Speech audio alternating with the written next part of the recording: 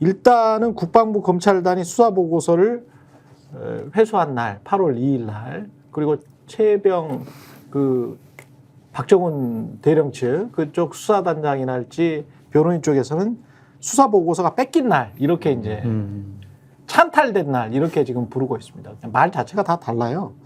근데 이제 그걸 회수한 날에 신 전 차관이 윤석열 대통령에게 먼저 전화를 2차례 했더라. 우리 기존에 나왔던 거는 전화를 한 차례 받은 것만 나왔었는데 2차례 먼저 했더라.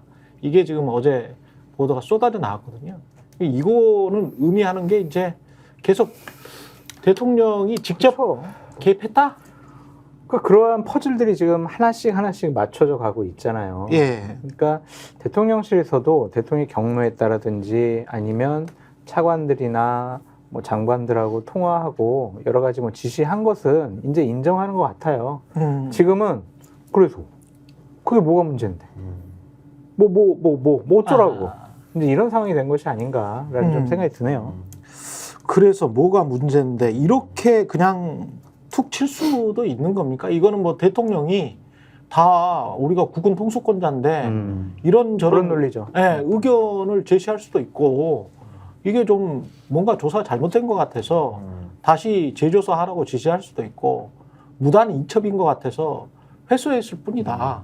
이 논리인 것 같습니다. 입법청문회나 그 이후에 나온 것들을 쭉 보면. 근데 국군 통수권자라고 하면은 아무 일이나 다 할 수 있습니까?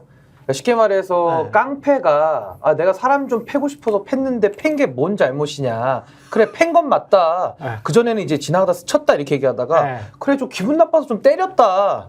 뭐가 문제냐 이러고 있는 거랑 똑같은 거예요. 그럼 저는 국군 통수권자라는 이야기를 하면 국군 통수권자는 아무거나 다 할 수 있습니까? 국군 통수권자가 내란이나 외환을 일으키잖아요. 현직 대통령도 소추하게 돼 있습니다. 내란죄로는 현직 대통령도 기소할 수 있게 돼 있어요. 그러네. 그러니까 국군 통수권자라고 해서 무한한 자유를 누리는 건 아니거든요. 범죄는 더더욱 안 되는 거고요. 그러니까 저는 이게 똑같은 알고리즘입니다. 처음에 경로가 있었냐? 없었다. 근데 경로가 발견되니까 그럼 경로가 죄냐? 이게 성일종 의원의 말이고요. 예. 그다음 전화를 했다. 전화 안 했다. 뭔 소리냐? 근데 군사법원에서 이제 막 증거가 튀어나오니까 그럼 전화한 게 또 죄냐? 누구도 그 얘기를 하지 않았는데 이렇게 나오다가 이제는 외압이 나오니까 그럼 외압이 죄냐? 뭐 이렇게 또 나오고 있는 건 똑같습니다. 그렇다면 윤석열 대통령은 과거에 검찰에 있을 때 수사 외압의 피해자라면서 국감에서 폭로했거든요. 예. 그럼 그때 수사 외압은 잘못된 거고 지금 본인이 수사 외압을 한 거는 정당한 겁니까? 이 논리가 다 안 되잖아요. 그래서 저는 뭐 기록 회수 부분이 매우 중요한 부분이기 때문에 저는 기록 회수에 대해서 이것이 수사 외압으로 우리가 인정할 수 있다면은 수사 외압은 범죄다. 전 그 말씀을 꼭 확인시켜 드리고 싶습니다. 이게 황당한 사건인 게 그러니까 경로설이라는 거는 이런 거잖아요. 어떤 사안을 보고받고 대통령이 경로설이라는 거는 그러니까 뭐 경로도 이해할 수 없는 건데 그 경로도 이해할 수 없는 거예요. 경로설도 이해할 수 없는 건데 그걸 일단 전제를 해놓고 이해할 수 없는 일입니다. 경로설은. 예. 그런데 경로설이라는 건 최소한 뭐냐면 어떤 사안을 보고받고 대통령이 우발적으로 뭔가 우리가 일반적으로 생각하는 경로설이라는 거는 우발적으로 갑자기 화가 나서 이럴 수 있어? 이런 일로 사단장 처벌하면은 누가 사단장 할 수 있어? 라고 화를 내서 그때부터 밑에 사람들이 알아서 쭈르륵 움직였다라는 게 경로설이어야 되는 거잖아요. 예. 근데 이 신범철 전 차관한테 전화했다라는 전화를 했다와 그다음에 신범철 전 차관이 또 자기가 직접 대통령한테 전화했다라는 이 부분은 그걸로 끝난 게 아니다라는 거를 여전히 보여주는 단서인 겁니다. 그러니까 경로했다. 그러니까 사람이 경로하는 게 죄냐라는 말은 사람이 살다 보면 화낼 수도 있잖아 뭐 이런 거잖아요. 그러니까 우발적인 거다라는 얘기거든요. 그렇죠. 이건 근데 그게 아니고 예. 이 8월 2일 날 진행된 이 사안을 보면은 오늘 보도된 거를 정리를 좀 해보면은 이런 거예요. 8월 2일 날 이 해병대 수사단이 수사 기록을 경찰에 넘긴 날 아닙니까? 그런데 이날 윤석열 대통령이 먼저 이종섭 장관, 해외에 있는 이종섭 장관한테 3차례 개인 휴대폰으로, 체리 따봉폰으로 전화를 한 거잖아요. 전화를 했고 무슨 통화를 했는지는 모르지만 뭐 3번 전화를 한 다음에 그 다음에 신범철 차관이 전화를 한 기록이 또 있는 거예요. 그래서 우리가 볼 때는 뭔가를 신범철 차관에게 이종섭 장관에게 무언가를 지시를 했고 윤석열 대통령이 3차례 지시를 했고 그거에 대해서 이종섭 장관과 신범철 이 전 차관 간에 무슨 얘기가 오갔는지 모르나 신범철 전 차관이 거기에 대해서 이정섭 장관은 밖에 있으니까 그럼 제가 이런 거를 하겠습니다 하고 대통령한테 보고한 게 되는 거고 이게 예. 의심입니다. 예. 그러고 나서 이후에도 신범철 전 차관은 이 군 검찰단이 그 사건 기록을 회수해 올 때까지 온 이후에도 대통령하고 통화를 하거든요. 그렇죠. 그러니까 이 회수를 해온 다음에도 이게 대통령이 시키신 일이 완료가 됐습니다. 이렇게 보고한 거 아닌지 의심이 되는 거고 예. 그 중간에도 대통령실 관계자들이 임기훈 국방비서관이라든지 이런 사람들이 계속 통화를 해요. 신범철 차관하고. 한겨레 기사를 보면은 거의 그러면 이 대통령실 관계자들이 통화한 이날 요 특정 시간대에 통화한 걸 다 합치면 한 10차례 된다는 거예요. 그렇죠. 그러면 결국 그게 뭐냐. 이 사안에 대해서 대통령이 경로를 내서 밑에 사람들이 알아서 움직였다가 아니라 이 모든 일들을 이 넘어가는 기록 넘어가는 거, 그다음에 회수해 오는 거, 그다음에 중간에 뭘 어떻게 해야 되는지를 다 대통령이 하나씩 챙겼다라는 얘기가 되는 겁니다. 이거는 지금 말씀하시는 거를 종합을 해보면 우발적이 아니고 굉장히 조직적이고 그렇죠. 그리고 두 번째는 언론들이 이거를 좀 잘 안 짚고 있는 것 같은데 보고서를 회수했다는 의미 그리고 그 이후에 같은 날 보직 해임되잖아요. 박정훈 대령이. 그러니까 피해자가 생기기 시작한 거예요. 그러니까 이 보고서를 수사 보고서를 단순히 회수한 것뿐만이 아니고 이 사람을 그냥 수사단에서 수사단장으로 열심히 수사한 것뿐이야. 그리고 이 사람의 주장에 따르면 군사법원법에 따라서 이첩을 해야지 직권남용이 되지 않기 때문에 이첩을 중단을 해버리면 본인도 직권남용이 된다. 왜냐하면 이첩하는 또 주체는 본인 밑에 있는 중령이야. 예. 광역수사대장이에요. 그러니까 본인이 하지도 않고 광역수사대장이 오늘 이첩하는 날입니다. 이첩해야 됩니다. 라고 하니까 해라. 그러니까 이종섭 장관이 네가 이첩했냐? 그러니까 이첩했습니다. 막으면 어떻게 되냐? 직권남용이 됩니다. 안 하셨으면 좋겠습니다. 그래 알았다. 하고 3스타와 대령 사이에 말이 끝나버렸어요. 8월 2일에도. 네. 그 전에도 보면 이 수사보고서를 국방부 장관이 이미 결재를 했잖아. 그러니까 결재를 안 했으면 대통령실의 이 무단 이첩이다. 무슨 또 그리고 우리가 무단 이첩한 걸 회수한 거다. 이게 좀 말이 되는데 무단 이첩이 아니고 이미 결재 보고서에 사인을 해버린 거고 국방부 장관이. 아니 장관은 또 이렇게 얘기했잖아요. 네. 아니, 그때는 제대로 검토 안 하고 사인했다. 아니 그러면은 그거는 직무유기지. 그렇지. 예. 그거는 장관의 직무유기지. 그렇게 무능한 장관이 있었어야 되겠습니까? 그렇죠. 그리고 그런 사람을 또 호주 대사를 시켜? 네. 말이 안 되잖아. 그렇게 해서 이제 회수를 하잖아요.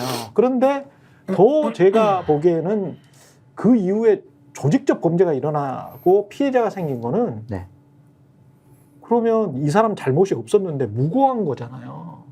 집단항명 수개죄로 집단항명 수개로 무고했고 박정훈 대령이 지금 입법청문회에서 나와서 이야기한 걸로는 본인은 완전히 그 해병대에서 그 존재 자체를 부정당하는 그런 신세가 돼서 어디 창고 밖에 틀어박혀서 지금 근무를 한다는 거 아니에요. 그렇죠. 네. 근데 보직 해임을 당해야 했던 당사자는 수사단의 보고서에 따르면 임성근 사단장이잖아. 근데 거꾸로 영관급 장교가 보직 해임 당해 그다음에 항명으로 입건돼서 군사법원에서 기소당해서 지금 재판을 당하고 있어. 그것도 누구에 의해서? 군 검찰이 그랬는데 군 검찰은 누가 시켜서? 점점점점 올라가면 대통령 아니야? 이렇게 되는 거잖아요. 그러니까 이게 단순히 회수했다. 우린 잘못 없다. 무단 이첩이다. 이렇게 말하는 거는 진짜 영혼이 없는 것 같아요. 관료들이. 정황을 같이 생각을 해봐야 된다라는 생각이 네. 드는 게 왜 이렇게 대통령 사방에다가 이렇게 전화를 하고 난리가 났을까? 그 점을 한번 생각을 해봐야 된다고 봅니다. 그러니까 오랜만에 신난 거 아닐까요? 옛날에 내가 근데 검찰 원래 전화를 좋아하니까 말하는 걸 좋아. 신난 거야. 아, 그럴 수도 있지. 됐어. 했지? 안 했어? 어. 야, 이건 이렇게 하고 총장 저렇게 해야 뗐을 돼. 아, 이거 아니라니까 이렇게 해. 이욱이 완전히 좀 그때 바로 피지잖아. 저 모습인데 지금 장성철 소장님이 바로 이 모습이 저렇게 했을 거라는 생각이 제가 드는 건데 재현한 거예요. 그렇죠. 대통령이 이 장관 이렇게 해야 되고 저렇게 해야 되는데 그거 했어? 이렇게 할 거야? 그런데 이렇게 지시를 했으면 네. 장관한테 이렇게 지시를 했으면 일사불란하게 쭉 진행이 돼야 될 거 아닙니까? 근데 장관이 저 해외에 있어가지고요. 그러니까 제가 이제 이건 막 혼자 내피셜인데 저 해외에 있어가지고요. 전화가 안 들리네요. 끊기나? 안 들려. 그럼 그랬었을 끊기고. 수도. 네, 네. 그랬었을 수도. 그럼 야, 답답해서 이제 신차관한테 근데 계속. 제 말을 좀 들어보세요. 야, 이거 어떻게 되는 거야? 네. 차관한테 와가지고 이제 차관이 전화를 해서 제가 그러면 네. 해보겠습니다. 근데 중간중간 이 차관이 이걸 해야 되는데 꼬리는 시켜야 되는데 중간에 계속 대통령실 인사들이 전화를 하잖아요. 그렇죠. 신범철한테도 전화를 하고 그렇죠. 유재현한테도 전화를 하고 그렇죠. 신범철한테 전화한 사람이 또 유재현한테 전화하고 그렇죠. 그리고 유재현한테 심지어는 국방비서관이 좀 이따가 그 조율을 다 대통령실이 한 거잖아요. 좀 이따가 경북경찰청에서 전화가 올 거니까 받으세요. 그렇지. 모르는 번호라고 안 받고 그러지 마세요. 이렇게 한 거잖아요, 지금. 그 그렇죠. 유재현이 그래서 이게 저기 경북 경찰청에서 오는 전화구나 그러고 받았다는 거 아니에요, 지금. 그렇죠. 모든 거를 대통령실에 했는데 왜 이렇게 했어야 되느냐? 장관한테 지시하면 쭉 돼야 될 거 아닙니까? 쭉 돼야 되는 게 왜 안 되는 거냐? 안 되니까 대통령실이 나서서 중간중간에 막힌 혈맥을 뚫어야 되는 거잖아요, 지금. 물이 안 흘러가니까. 물이 예. 쭉 물을 듯이 일이 진행돼야 되는데 일이 왜 진행이 안 되는 겁니까? 정당성이 없는 일이기 때문에 다들 안 하니까 진행이 안 되는 거예요. 네. 하기가 어려운 일이기 때문에 이 경북경찰청에 넘어간 걸 회수해 오는 것도 근거가 없고 이 어떤 뭐가 공문이라도 있고 그 달랑 하나 가지고 가서 회수해 온 거잖아요. 근거도 없고 한 걸 회수해 와야 되는데 공무원들이 자기가 다칠 건데 이걸 어떻게 책임지고 합니까? 그게 안 되니까 대통령실이 중간중간에 계속 미른 거죠. 쫀 거죠. 그리고 그 쪼는 사람은 누구다? 대통령인 거죠, 결국. 그래서 안 되는 일을 했다는 정황이 여기서도 상당히 감지가 되는 거다. 아니 근데 저는 이제 회수로 넘어가기 전에 일단 수사 업무에 대해서 제가 조금 법률적인 설명을 좀 드려야 될 것 같은데 우리가 진료는 의사에게 받죠?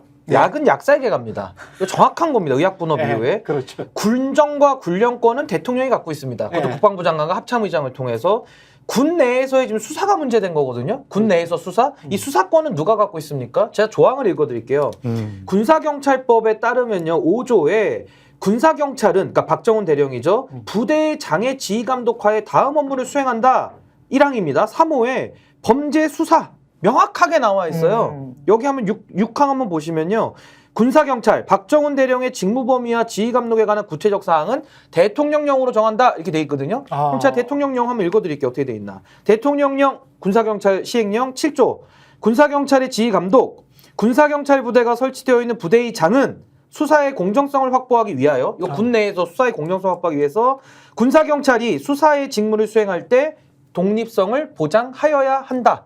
그렇게 아예 돼 있군요. 아니 뭘 더 설명을 해야 되죠? 근데 아. 독립성이 지금 침해됐죠. 예. 침해된 게 아니라 독립적인 업무를 수행해야 하고 보호받아야 될 박 대령이 오히려 지금 피해자로 몰리고 있지 않습니까? 죄를 뒤집어 씌워가지고 예. 이거 조직적 군기문란 사안의 타겟으로 지금 잡힌 상황인데 전 이렇게 말씀드릴게요. 군 수사에서 경찰 수사로 이첩하게 돼 있습니다. 이건 군사법원법에 나오는 조항입니다. 예. 228조에. 예. 그럼 대통령은 군 수사에도 개입할 수가 없고요. 경찰 수사에도 개입할 수 없는데 지금 두 개를 다 개입한 거예요. 그럼 제가 경찰법도 하나 읽어드릴게요. 경찰법 어떻게 돼 있냐. 경찰에 관한 조직 운영에 관한 법률이 있습니다. 14조 경찰청장 조항에 보시면요. 이렇게 나와 있어요. 제가 문구 그대로 읽을게요. 6항에 경찰청장 윤희근입니다. 대통령이 임명한 경찰청장이라 할지라도 경찰의 수사에 관한 사무의 경우에는 개별 사건의 수사, 이거 개별 사건 맞죠? 그러네요. 개별 사건의 수사에 대해서는 구체적으로 지휘 감독할 수 없다. 대통령이 임명한 윤희근조차도 구체적 사건에는 개입하면 안 되는 겁니다. 직권남용되는 겁니다. 근데 다 저렇게 돼 있고. 다만 예. 국민의 생명, 신체, 재산, 공공안전 등에 대한 중대한 위험을 초래하는 긴급하고 중요한 사건의 수사에 있어서 경찰의 자원을 대규모로 동원하는 등 통합적으로 현장 대응을 할 필요가 있다고 판단할 만한 상당한 이유가 있을 때에는 어떻게 하느냐. 국가수사본부장, 경찰청장 밑에 있는 국가수사본부장을 통하여 개별 사건의 수사에 대해서 구체적으로 지휘 감독할 수 있다. 그러니까 매우 구체적 사건에 개입하는 게 너무 어려운 요건이라 저희가 기억도 다 못하겠어요. 그것도 국가수사본부장을 통해서 해야 된다 이렇게 돼 있습니다. 이거 어디서 많이 봤냐면 검찰청법에 나오는 거랑 똑같아요. 그러네요. 똑같네. 똑같아요, 검찰청법. 구조가. 예. 근데 군수사에 개입을 했든 경찰 수사에 개입을 했든 둘 다 문제인데 양쪽에 다 개입을 했다니까요. 그러니까 범죄가 더블이다.